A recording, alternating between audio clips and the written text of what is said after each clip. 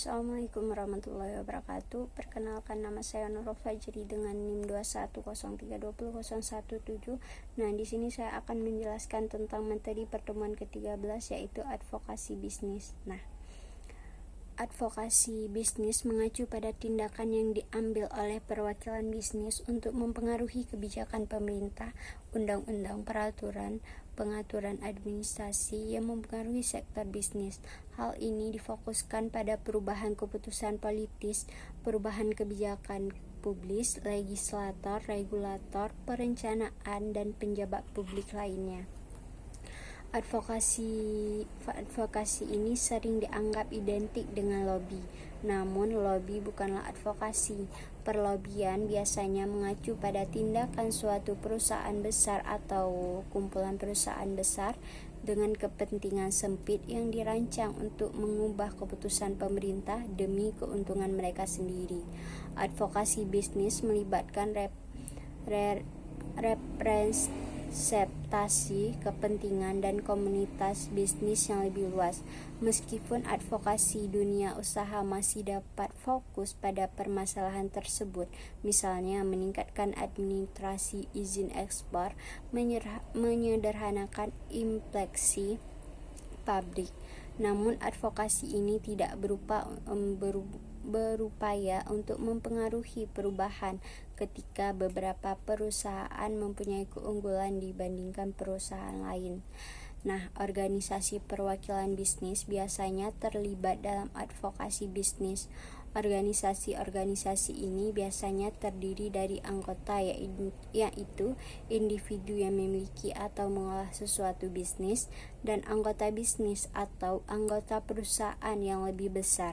Para anggota ini membayar sejumlah biaya dan berpartisipasi dalam aktivitas dan tata kelola organisasi.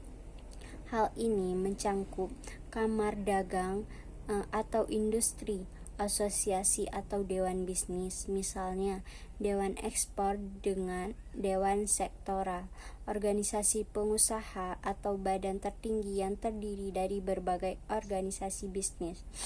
Organisasi bisnis ini organisasi perwakilan bisnis di mana bertindak sebagai pemerata utama antara pemerintah dan komunitas bisnis. Mereka mengidentifikasi hambatan dan kendala dalam lingkungan mereka, merumuskan proposal kebijakan untuk perubahan, mengadvokasikan undang-undang dan peraturan yang ramah bisnis, dan melibatkan pemerintah dalam dialog yang substansi dan konstruktif. Mereka dapat bersuara menentang kebijakan-kebijakan pemerintah yang merugikan ketika perusahaan-perusahaan tertentu mungkin takut untuk melakukan hal tersebut. Organisasi perwakilan bisnis yang efektif juga memantau penerapan kebijakan bisnis, undang-undang, dan peraturan yang ada, serta meminta pertanggungjawaban pejabat dan lembaga pemerintah. Kepentingan sektor swasta tidak homogen. Kebijakan pemerintah atau pusat daerah, undang-undang, dan peraturan dapat mempunyai dampak yang berbeda terhadap usaha kecil dan besar. Jika suatu negara ingin mencapai pertumbuhan dan basis luas inklusif, maka penting bagi seluruh lapisan komunitas bisnis untuk menikmati suara yang efektif. Hal ini sangat penting bagi usaha mikro dan kecil yang merasa lebih sulit dan melibatkan pemerintah secara langsung dibandingkan dengan usaha besar. Nah, fungsi organisasi bisnis yaitu yang pertama itu mewakili otoritas terkait dengan kendala yang dihadapi oleh bisnis anggotanya, dan dengan sendirinya atau dengan bantuan organisasi lainnya melakukan advokasi untuk kebijakan, peraturan, atau perbaikan infrastruktur yang lebih tepat, menyebarkan informasi dan menyalurkan umpan balik mereka kebijakan dan peraturan kepada anggota bisnis mereka, dan menyediakan konstitusi yang berpotensi mendukung keberhasilan implementasi kebijakan dan peraturan pemerintah, mendorong usaha-usaha yang tidak terorganisir dan di perekonomian informal untuk menjadi terorganisir atau melakukan formalisasi dengan mewajibkan pendaftaran sebagai syarat keanggotaan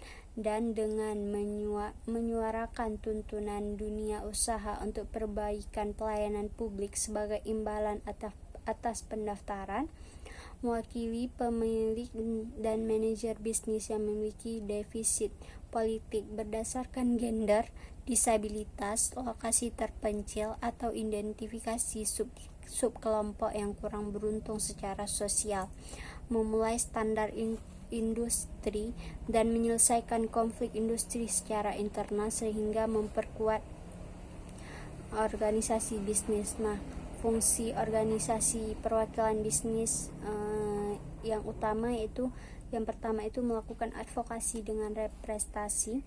Nah, organisasi perwakilan bisnis bertindak sebagai suara bagi anggota dalam mengadvokasikan kepentingan mereka kepada pemerintah, regulator, dan pemangku kepentingan lainnya. Mereka dapat melakukan ini dengan berbagai cara seperti mengadakan lobi dan pertemuan dengan penjabat pemerintah, memberikan masukan tentang kebijakan dan peraturan, menyelenggarakan kampanye kesadaran publik, berpartisipasi dalam proses pengadilan, contohnya Kanar Dagang dan Industri atau Kadin. Indonesia sering melobi pemerintah untuk membuat kebijakan yang lebih ramah bisnis. Yang kedua itu menyediakan layanan dan program. Organisasi perwakilan bisnis menawarkan berbagai layanan dan program untuk membantu anggotanya mencapai kesuksesan. Layanan ini dapat mencangkup yang pertama itu pelatihan dan pendidikan, yang kedua layanan informasi dan penelitian, yang ketiga jaringan dan peluang bisnis, yang keempat akses ke modal dan pendanaan. Contoh Asosiasi Pengusaha Indonesia, APindo, menawarkan pelatihan dan seminar tentang bagaimana topik bisnis seperti manajemen keuangan, pemasaran, dan sumber daya manusia. Yang ketiga, mempromosikan pertumbuhan dan pengembangan bisnis. Nah, organisasi perwakilan bisnis bekerja untuk mempromosikan pertumbuhan dan perkembangan bisnis di sektor mereka. Mereka dapat melakukan ini dengan berbagai cara seperti melakukan penelitian dan analisis pasar, mengembangkan peluang dagang dan investasi, mempromosikan ekspor, melakukan usaha kecil dan menengah, contohnya Himpunan Pengusaha Indonesia atau HIMPI, membantu usaha kecil yang menengah untuk mendapatkan akses ke modal dan pendanaan. Yang keempat itu meningkatkan standar dan etika bisnis. Nah, organisasi perwakilan bisnis bekerja untuk meningkatkan standar dan etika bisnis di sektor mereka. Mereka dapat melakukan ini dengan berbagai cara seperti mengembangkan kode etik, menyediakan layanan pelatihan dan edukasi, melakukan advokasi untuk regulasi yang lebih kuat, menyelidik dan menindak pelanggaran etika. Contohnya, Dewan Pers Indonesia memiliki kode etik jurnalistik yang harus dipatuhi oleh semua wartawan di Indonesia. Yang kelima, memfasilitasi kerjasama dan kolaborasi. Nah, organisasi perwakilan bisnis ini memfasilitasi kerjasama dan kolaborasi antar anggota mereka, dapat melakukan ini dengan berbagai cara seperti mengadakan konversi dan acara, membentuk kelompok kerja dan komite, menyediakan platform online untuk organisasi dan kolaborasi. Contohnya, Kadin Indonesia menyelenggarakan konversi tahun yang mempertemukan para pengusaha dari berbagai sektor untuk membahas isu-isu bisnis terkini. Fungsinya untuk membantu perwakilan bisnis untuk mencapai tujuan mereka dan mewakili dan mempromosikan kepentingan anggota serta meningkatkan daya saing pertumbuhan bisnis di sektor mereka. Selanjutnya, bagaimana sih advokasi bisnis menjadi lebih efektif? Nah, yang pertama itu menyadarkan informasi tentang undang-undang dan peraturan yang mempengaruhi jalan komunitas bisnis. Yang kedua, mempengaruhi jalannya atau bentuk tindakan legislatif atau peraturan. Yang ketiga, identifikasi isu-isu yang muncul sehingga dunia usaha dapat memutuskan apa yang akan mereka lakukan pencegahan terhadap peraturan perundang-undangan. Selanjutnya, membuat usulan tindakan atau upaya untuk membentuk kembali undang-undang yang ada, memberikan panduan kepada anggota tentang bagaimana bertindak dan menyikapi legislator, menciptakan sarana hukum untuk akses terorganisir kepada penjabat pemerintah, memberikan pengetahuan tentang orang, prosedur, dan struktur yang terlibat dalam pembuatan kebijakan. Nah, advokasi bisnis dimulai dengan suatu masalah atau persepsi bahwa ada alternatif yang lebih baik untuk situasi saat ini. Advokasi berupa memecahkan masalah-masalah ini atau menerapkan alternatif yang lebih baik. Advokasi yang baik bersifat spesifik secara budaya, sosial, dan politik, di mana adanya dialog dan membangun konsensus. Hal ini mungkin memerlukan waktu lebih lama, namun hal ini juga dapat menghasilkan hasil renovasi yang lebih berkelanjutan dan tahan lama. Advokasi yang baik juga memerlukan perencanaan yang matang. Nah, berikut beberapa cara agar advokasi bisnis menjadi lebih efektif. Yang pertama, memiliki tujuan yang jelas dan terukur. Langkah pertama adalah menentukan tujuan yang jelas dan terukur untuk advokasi bisnis kita. Apa yang ingin kita capai dengan advokasi kita dan apa indikator keberhasilannya. Yang kedua, mengetahui target audiens kita. Nah, siapa sih yang ingin kita pengaruhi dengan advokasi ini? Apa kebutuhan, kepentingan, dan kekhawatiran mereka? Semakin kita memahami target audiens kita, semakin efektif kita dalam menyusun pesan dan strategi advokasi kita. Selanjutnya, membangun hubungan dengan pemangku kepentingan. Pemangku kepentingan adalah individu atau organisasi yang memiliki pengaruh terhadap isu-isu yang kita perlu pedulikan. Membangun hubungan dengan pemangku kepentingan dapat membantu kita mendapatkan dukungan untuk advokasi kita. Yang selanjutnya, mengembangkan pesan yang kuat dan jelas. Pesan advokasi kita harus kuat, jelas, dan mudah diingat. Pesan harus menjelaskan mengapa isu ini penting dan apa yang kita ingin lihat terjadi. Selanjutnya, menggunakan berbagai sarana komunikasi. Ada banyak cara untuk berkomunikasi dengan advokasi kita seperti media sosial, email, lobby, dan demokrasi. Gunakan berbagai saluran untuk menjangkau target audiens kita yang luas. Selanjutnya, membangun koalisasi. Nah, berkolaborasi dengan organisasi lain yang memiliki tujuan yang sama dapat memperkuat advokasi kita. Koalisasi dapat memberikan kita sumber daya yang lebih banyak dan membantu kita menjangkau audiens yang lebih luas. Selanjutnya, mengukur dan mengevaluasi kemajuan kita. Penting untuk melacak kemajuan kita dan mengevaluasi efektivitas advokasi kita. Ini akan membantu kita untuk mengidentifikasi apa yang berhasil dan apa yang tidak, sehingga kita dapat membuat penyesuaian pada strategi kita sesuai kebutuhan. Yang terakhir itu bersabar dan gigih. Advokasi bisnis membutuhkan waktu dan usaha. Jangan berkecil hati jika tidak melihat yang segera. Teruslah bekerja keras dan gigih, dan kita pada akhirnya akan mencapai tujuan kita. Nah, contohnya sebagai berikut. Asosiasi Pengusaha Indonesia atau APindo baru-baru ini memunculkan kampanye advokasi untuk mendorong pemerintah menurunkan pajak penghasilan perusahaan. Kampanye ini dilakukan dengan berbagai cara, seperti yang pertama, mengadakan konversi pers dan seminar untuk menjelaskan dampak pajak yang tinggi terhadap bisnis, melobi anggota parlemen dan pejabat pemerintah, membuat petisi online yang ditandatangani oleh ribuan perusahaan, meluncurkan kampanye media sosial untuk meningkatkan kesadaran publik tentang masalah ini. Kampanye advokasi Apindo masih berlangsung, tetapi sejauh ini kampanye ini telah berhasil meningkatkan kepentingan tentang masalah pajak dan mendorong pemerintah untuk mempertimbangkan untuk menurun pajak penghasilan. Dengan demikian kita dapat membuat advokasi bisnis kita lebih efektif.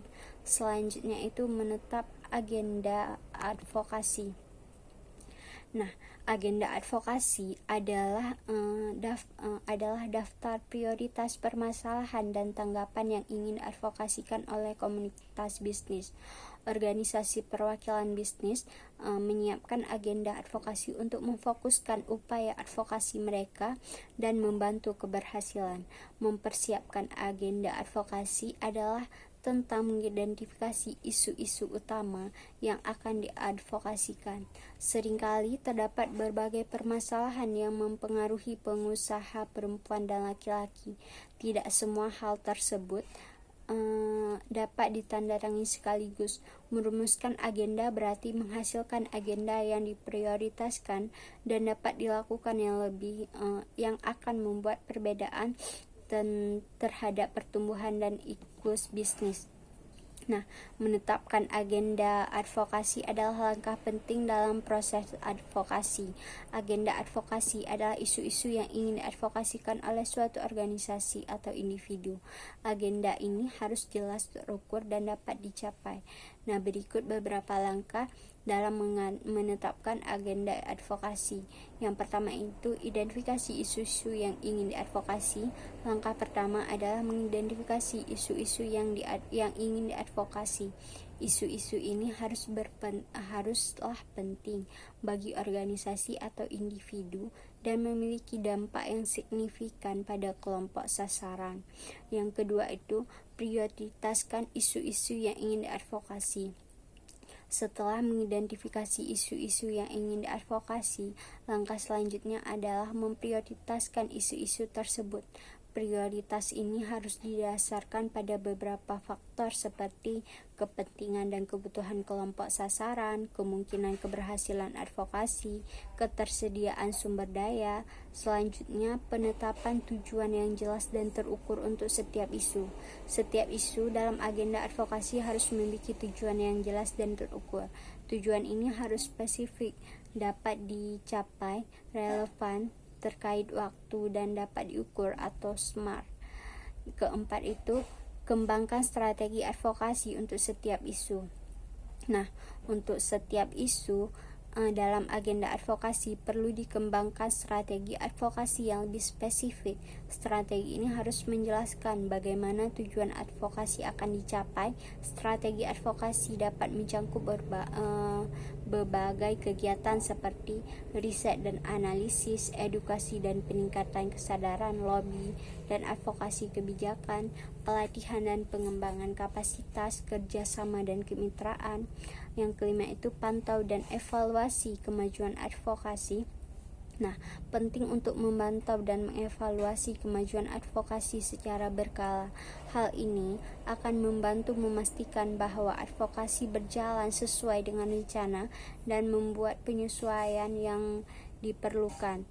Selanjutnya itu contohnya Asosiasi Peduli Anak Jalan atau APAJ adalah sebuah organisasi nirlaba yang bergerak di bidang perlindungan anak jalanan.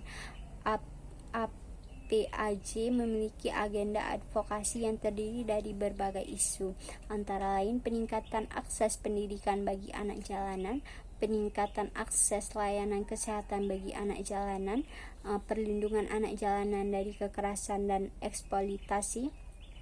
Untuk setiap isu dalam agenda advokasi, APAJ telah mengembangkan strategi advokasi yang lebih spesifik. Misalnya untuk isu peningkatan akses pendidikan Bagi anak jalanan, APAJ telah melakukan kegiatan-kegiatan sebagai berikut, yaitu melakukan riset dan analisis tentang hambatan yang dihadapi oleh anak jalanan dan mengakses pendidikan, melakukan edukasi dan peningkatan kesadaran kepada masyarakat tentang pentingnya pendidikan bagi anak jalanan, melobi pemerintah untuk membuat kebijakan yang lebih ramah anak jalanan, bekerja sama dengan organisasi lain untuk memberikan pelatihan dan pengembangan kapasitas kepada anak jalanan dengan menetapkan agenda advokasi yang jelas dan terukur. APAJ dapat memastikan bahwa advokasi mereka berjalan secara efektif dan mencapai tujuan yang diinginkan. Menetapkan agenda advokasi adalah proses yang berkelanjutan. Agenda advokasi perlu diperbarui secara berkala untuk mencerminkan perubahan lingkungan dan kebutuhan kelompok sasarannya.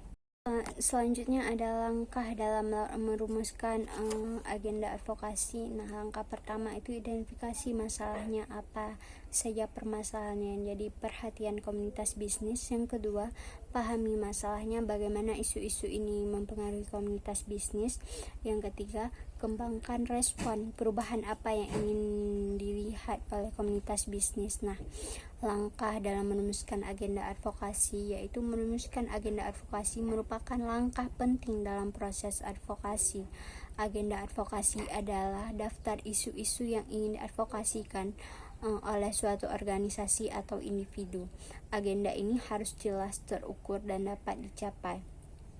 Berikut adalah langkah-langkah dalam merumuskan agenda advokasi. Yang pertama itu identifikasi isu-isu yang ingin diadvokasikan. Langkah pertama adalah mengidentifikasi isu-isu yang ingin diadvokasikan. Isu-isu ini haruslah penting bagi organisasi atau individu dan memiliki dampak yang signifikan pada kelompok sasaran.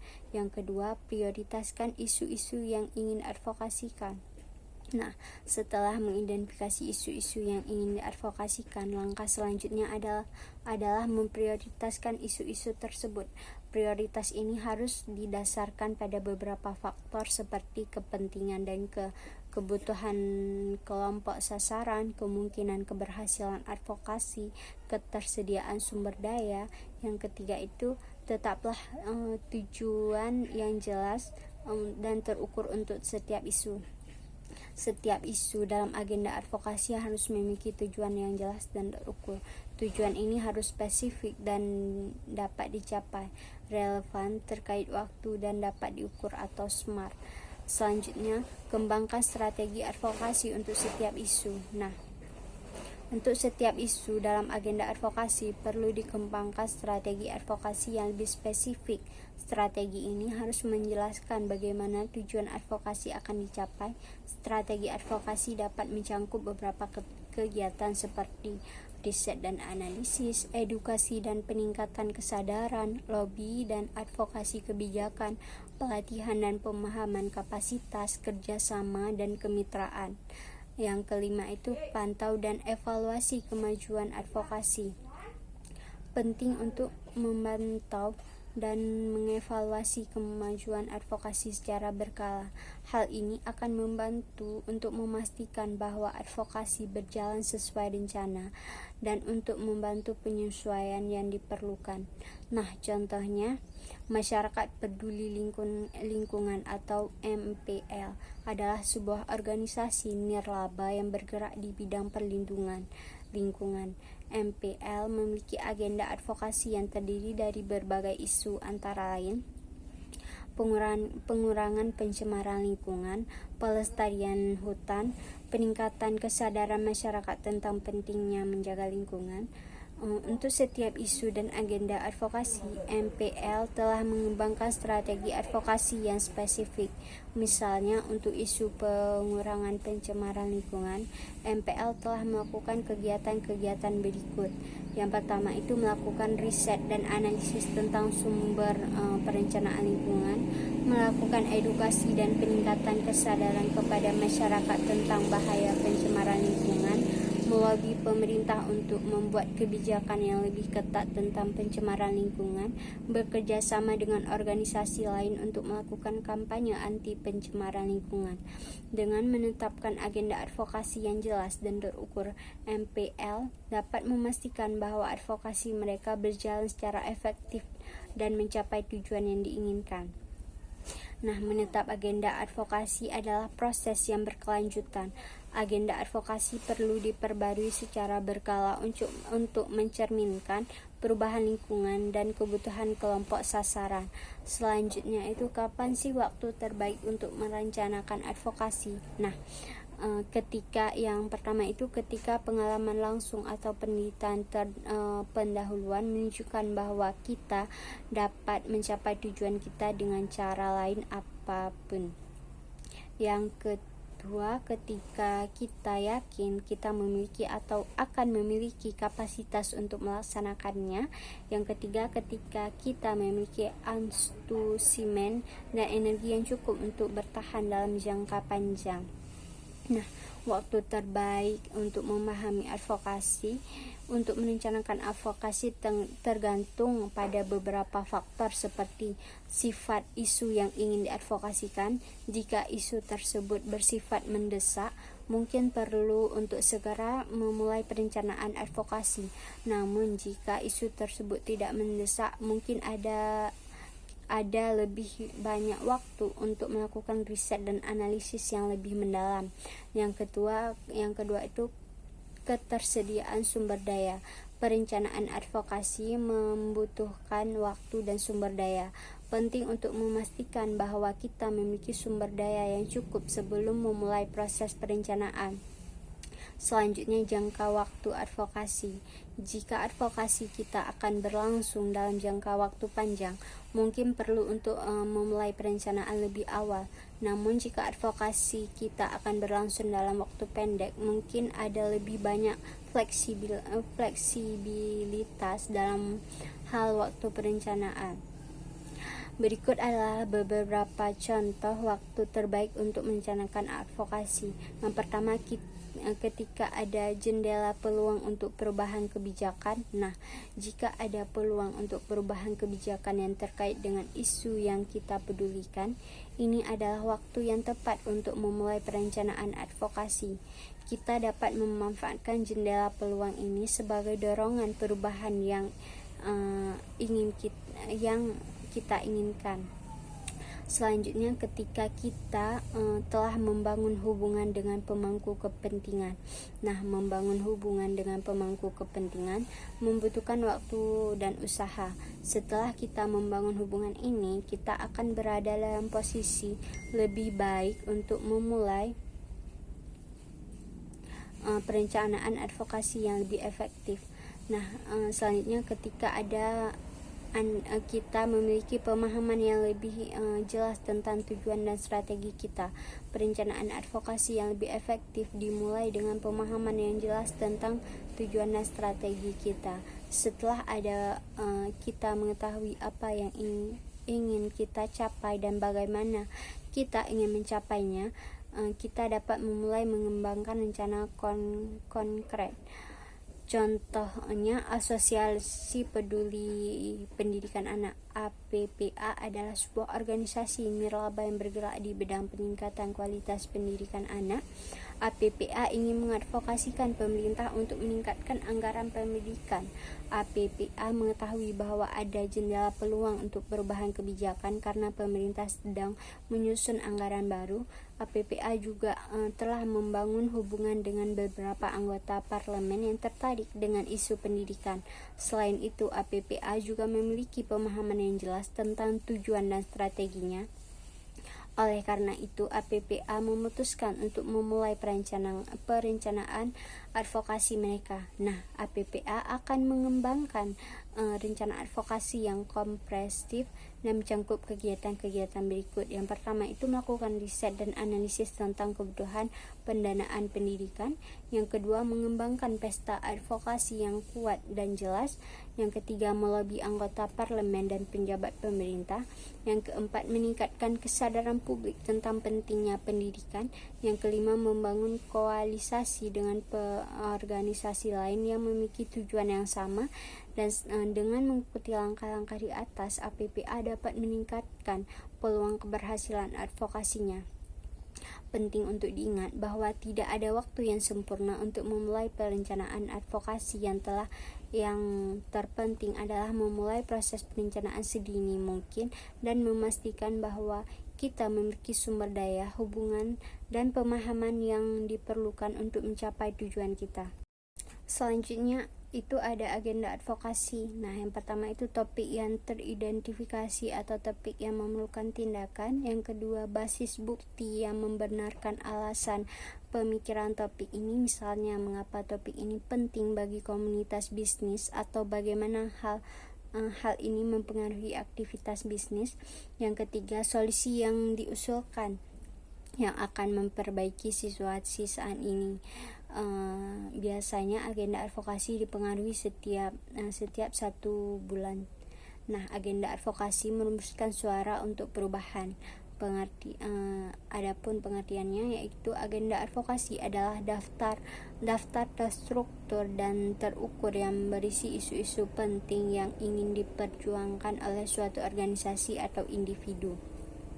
Agenda ini menjadi landasan bagi upaya advokasi untuk mencapai perubahan yang diinginkan. Nah, langkah-langkah penyusunannya yaitu membuat agenda advokasi yang lebih efektif memerlukan langkah-langkah terstruktur. Yang pertama itu identifikasi isu-isu. Nah, temukan isu-isu kuasial yang berdampak signifikan pada kelompok sasaran. Yang kedua, prioritaskan isu. Urutkan isu berdasarkan kepentingan, urgensi, dan kelayakan advokasi. Yang ketiga, tetapkan tujuan SMART. Rumuskan tujuan yang spesifik, terukur, dan dapat dicapai, relevan dan terkait waktu untuk setiap isu. Yang keempat, kembangkan strategi. Buatlah strategi konkret untuk mencapai tujuan advokasi termasuk riset, edukasi, lobby, pelatihan, dan kolaborasi. Yang kelima, pantau dan evaluasi.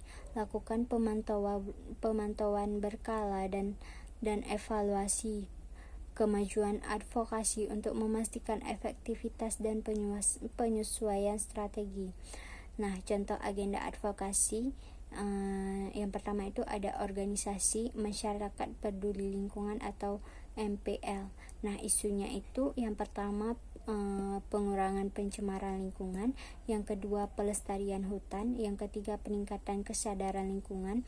Nah, tujuan SMART-nya, isu pertama itu mengurangi emisi gas rumah kaca sebesar 20% dalam 5 tahun. Isu kedua itu melestarikan 10.000 hektar hutan lindung dalam 3 tahun.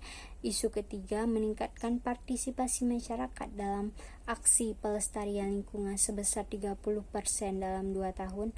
Nah, strateginya untuk isu pertama yaitu melakukan riset dan analisis sumber pencemaran lingkungan.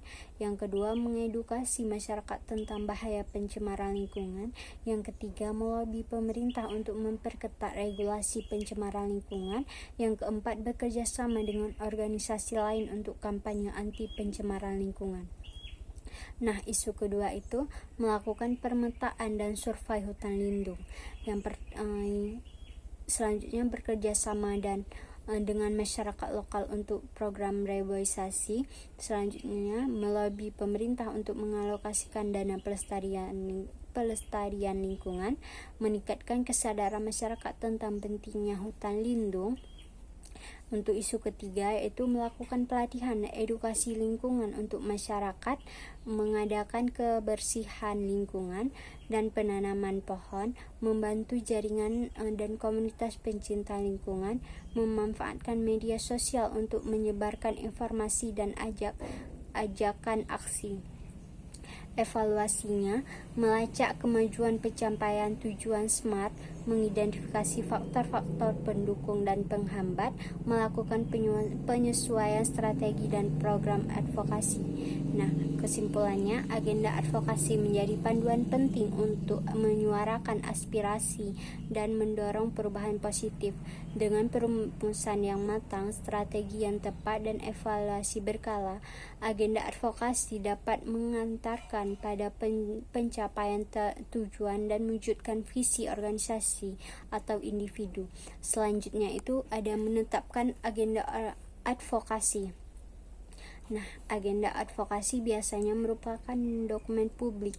Hal ini disampaikan kepada pemerintah, dunia usaha, dan media, sehingga semua orang mengetahui apa yang menjadi permasalahan dan kekhawatiran mereka. Memang benar, mempublikasi dan mempromosikan agenda tersebut secara luas dapat menjadi kegiatan advokasi sendiri. Nah, banyak organisasi perwakilan bisnis akan menggunakan agenda advokasi untuk melaporkan kembali kepada anggotanya yang menunjukkan keberhasilan mereka atau di mana upaya advokasi perlu disingkat. Menetapkan agenda advokasi yaitu merumuskan suara perubahan. Agenda advokasi adalah daftar terstruktur dan terukur yang berisi isu-isu penting yang ingin diperjuangkan oleh suatu organisasi.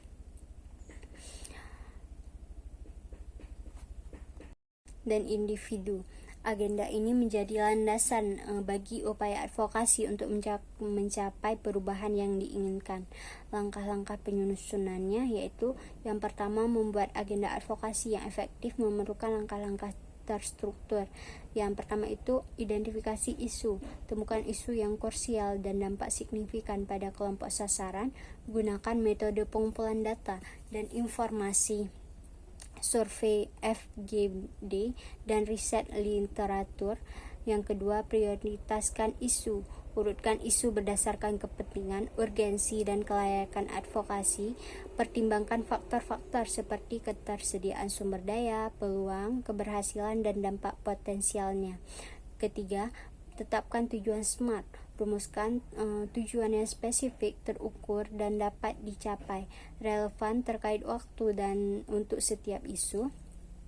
Tujuan SMART memberikan arah yang jelas dan terukur untuk upaya advokasi. Kembangkan strategi. Buatlah strategi konkret untuk mencapai tujuan advokasi, termasuk riset, edukasi, lobby, pelatihan, dan kolaborasi. Selanjutnya, pilih strategi yang sesuai dengan isu, konteks, dan sumber daya yang tersedia. Yang kelima, pantau dan evaluasi. Lakukan pemantauan berkala dan evaluasi kemajuan advokasi untuk memastikan efektivitas dan penyesuaian strategi. Gunakan indikator yang sesuai dengan tujuan SMART untuk mengukur kemajuan. Contoh agenda advokasi yaitu yang pertama itu ada organisasi atau Asosiasi Peduli Anak Jalanan. Isunya peningkatan pendidikan, akses pendidikan bagi anak jalanan. Yang kedua, peningkatan akses layanan kesehatan bagi anak jalanan. Yang ketiga, perlindungan anak jalanan dari kekerasan dan eksploitasi. Tujuan SMART-nya, isu pertama, meningkatkan angka partisipasi anak jalanan dalam pendidikan formal sebesar 30% dalam 2 tahun.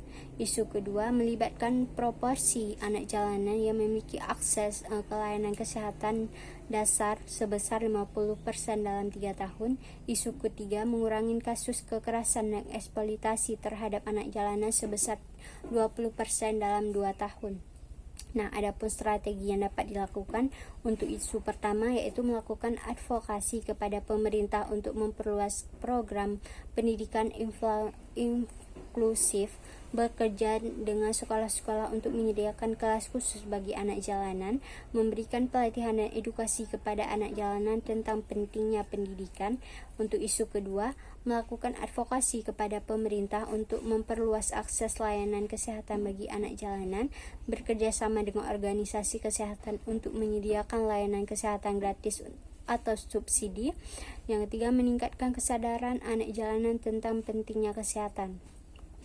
Isu ketiga, melakukan advokasi kepada pemerintah untuk memperkuat penegakan hukum terkait perlindungan anak, bekerjasama dengan organisasi sosial dan lembaga penegak hukum untuk mencegah dan menangani kasus kekerasan dan eksploitasi anak jalanan, meningkatkan edukasi kepada masyarakat tentang hak-hak anak dan kepentingan melindungi anak jalanan. Evaluasinya, yang pertama itu melacak kemajuan pencapaian tujuan SMART, yang kedua mengidentifikasi faktor-faktor pendukung dan penghambat, yang ketiga melakukan penyesuaian strategi dalam dan program advokasi.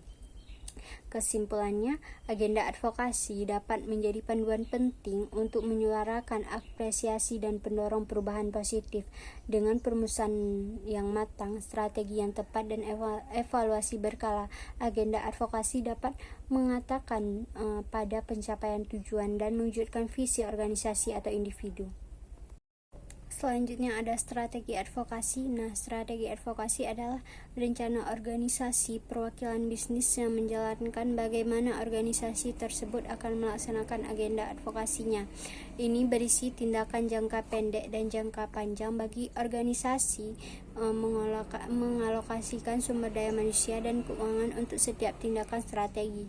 Disinilah taktik dan kampanye advokasi spesifik dijelaskan. Nah, strategi advokasi ini adalah panduan struktur yang menjelaskan langkah-langkah yang akan diambil untuk mencapai tujuan advokasi yang telah ditetapkan. Strategi ini harus spesifik, terukur, dan dapat dicapai, relevan dan terkait waktu atau SMART. Berikut adalah beberapa strategi advokasi yang umum digunakan. Yang pertama itu ada riset dan analisis. Nah, melakukan riset mendalam tentang isu yang ingin diadvokasikan untuk memahami akar permasalahannya, dampaknya, dan sosialisasi potensinya.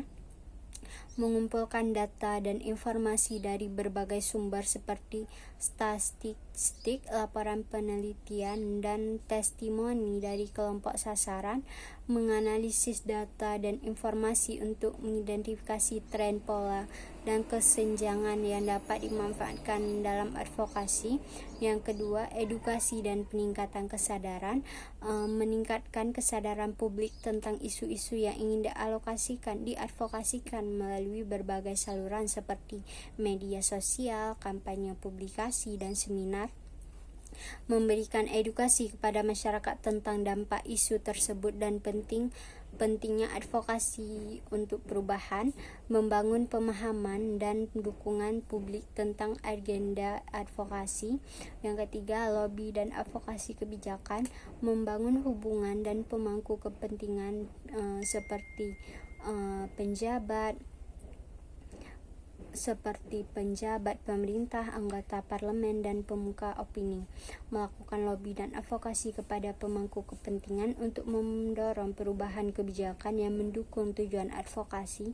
Memanfaatkan jalur-jalur formal dan informal untuk mempengaruhi proses pengambilan kebijakan. Yang keempat, pelatihan dan pengambilan kapasitas. Memberikan pelatihan dan pengembangan kapasitas kepada kelompok sasaran dan aktivitas advokasi untuk meningkatkan keterampilan dan pengetahuan mereka. Membangun kapasitas kelompok sasaran untuk terlibat dalam advokasi dan memperjuangkan hak-hak mereka. Memperkuat jaringan dan koalisasi pendukung advokasi. Yang kelima, kerjasama dan kemitraan. Membangun kerjasama dan kemitraan dengan organisasi lain yang bertujuan untuk advokasi yang sama, bersinergi dan berkolaborasi untuk memperkuat upaya advokasi dan mencapai tujuan bersama. Saling berbagi sumber daya, informasi, dan pengalaman untuk meningkatkan efektivitas advokasi. Nah, contoh penerapan strategi advokasi ini yaitu misalnya Yayasan Peduli Anak atau Yayasan Peduli Anak Difabel atau YPAD. Isunya meningkatkan akses pendidikan bagi anak difabel. Nah, strateginya yang pertama, riset dan analisis. Melakukan riset tentang hambatan yang dihadapi anak-anak difabel dalam mengakses pendidikan, seperti kekurangan infrastruktur, diskriminasi, dan kekurangan guru yang terlatih. Yang kedua, edukasi dan peningkatan kesadaran, melakukan kampanye edukasi publik tentang pentingnya pendidikan inklusif dan hak-hak anak difabel untuk mendapat pendidikan, lobby dan advokasi kebijakan, melakukan lobby dan advokasi kepada pemerintah untuk mendorong penyediaan infrastruktur pendidikan yang ramah difabel, peningkatan anggaran pendidikan inklusif, dan pelatihan guru untuk mengajar anak-anak difabel. Pelatihan dan pengembangan kapasitas memberi pelatihan kepada anak-anak difabel dan orang tua mereka tentang hak-hak mereka dan bagaimana cara mereka memperjuangkan. Selanjutnya, kerjasama dan kemitraan, bekerja sama dengan organisasi yang lain dan bergerak di bidang pendidikan anak difabel untuk berbagai sumber daya informasi dan pengalaman. Selanjutnya, langkah dasar untuk merancang dan menerapkan strategi advokasi. Langkah pertama, tentukan tujuan dan sasaran perubahan apa yang kita ingin dalam jangka pendek dan panjang. Yang kedua, identifikasi audiens target, siapa yang kita ingin dukung usul renovasi ini.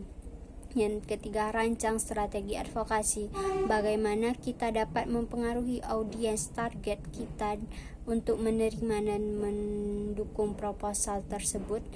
Yang keempat, rancang tindakan, siapa yang akan melakukan dan kapan.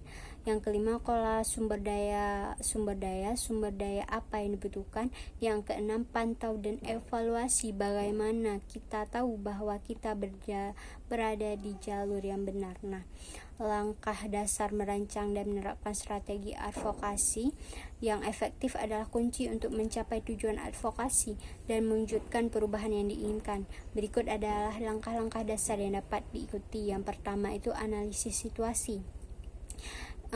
Misalnya identifikasi isu, temukan isu yang ingin diadvokasikan dan pastikan isu tersebut penting, mendesak dan memiliki dampak signifikan pada kelompok sasaran. Yang kedua, pahami akar permasalahan, lakukan riset mendalam untuk memahami akar penyebab isu, dampaknya dan potensi solusi. Pemetaan pemangku kepentingan, identifikasi semua pihak yang memiliki kepentingan terhadap isu tersebut, termasuk kelompok sasaran, penjabat, pemerintah, pemuka opini, organisasi-organisasi terkait.